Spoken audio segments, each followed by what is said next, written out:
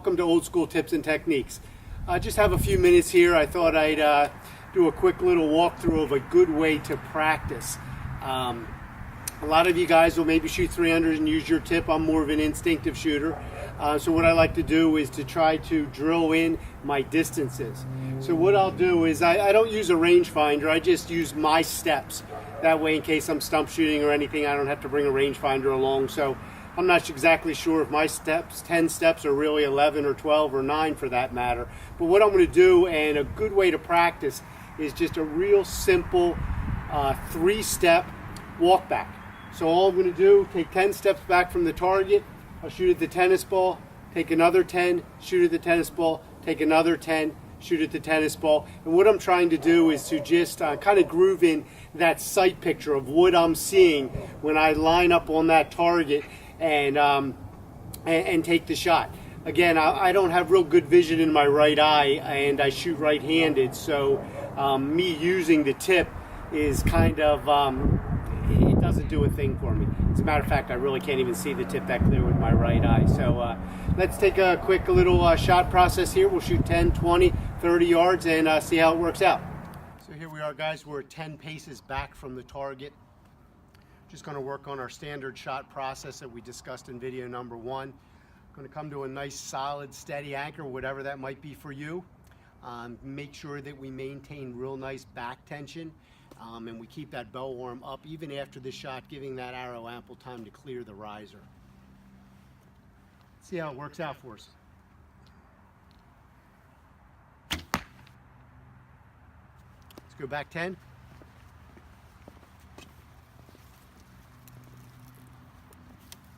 I'm not a big fan of these targets that have all the dots on them. Probably in the next week or so, I'm going to cover the face of that target with some green target material, dark green, and hang a white golf ball. It's a lot easier to focus on. I know if you shoot paper targets, they used to have a hunter target, I believe. It was all black with a white dot. And I also remember like a blue target that had a white dot. I'm not sure, again, I'm not a target shooter, so I'm not sure what those targets are called. But fantastic targets to work on your form with. Here we are, 20 yards. Let's see how it works out. Let's go back here to 30. Shooting long distance and doing these type of walks backs, even if we go back to 40 and 50 yards, is just wonderful practice. Because what it does is it'll magnify any mistakes that you have in your release at the longer distances. It also forces you to keep that bow arm up a little bit longer, making sure that arrow clears the bow. So real good practice. I'm a big fan of practicing out at the longer yardage. Again, here we are at 30 yards. Let's see how this works out.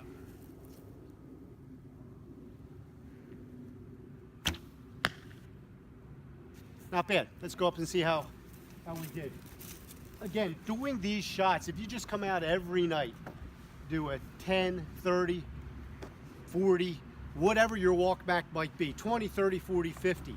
Just every night is going to give you the consistency so you can try to zero in on what that sight picture is. So when you're drawing that arrow back, this might be the sight picture that I need to see at 10 yards. I might need this at 30, I might need this at 40, or even if you're a gap shooter, it's going to help you zero in on those gaps or what they should be. Constant repetition over and over each night. It's going to make you a better archer. So here's my group, again, from 10 out to 30 yards, not too bad. You know, that's a winner group. Haven't been shooting a whole lot, but hopefully we can tighten that up with a little more work through the spring months, the summer months, and then maybe by deer season, maybe we'll hit that ball one time. It's got it bracketed in there pretty good. Good talking to all of you. We'll keep in touch and get back to you real soon with another little fun here. My son on the other side of the camera, who fancies himself a good shot, is a 3-under shooter. And I've been challenged to shoot the exact same 3-arrow walk back, 3-under. The whole purpose of archery is to hit what we're looking at. I am not somebody that is going to say that 3-under is better, split is better, a fixed crawl is better. Everybody's got to choose during their traditional journey here which is going to be better for them. Let's try 3 under and see if the guy in back of the camera is right when he says it's better.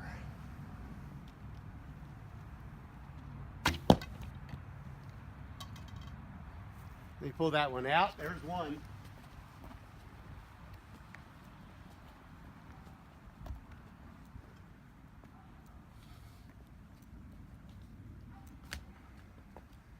He's got a big grin on the other side of the camera here.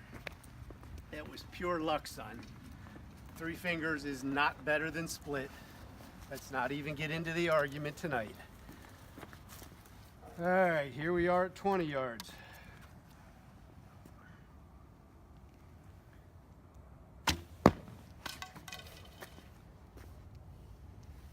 Two balls, 2 shots. Let's try 30 yards.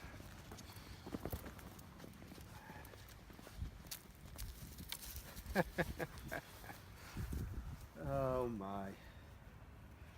All right, I'm going to intentionally miss everything for you. I don't know how close that was. Let's shoot it again.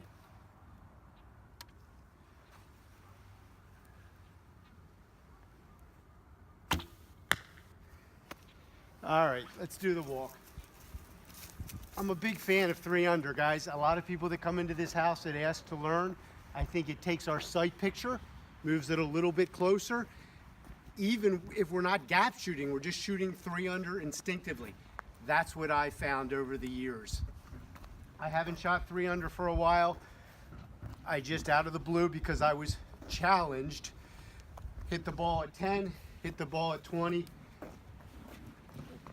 and shot that at 30. Which isn't too bad.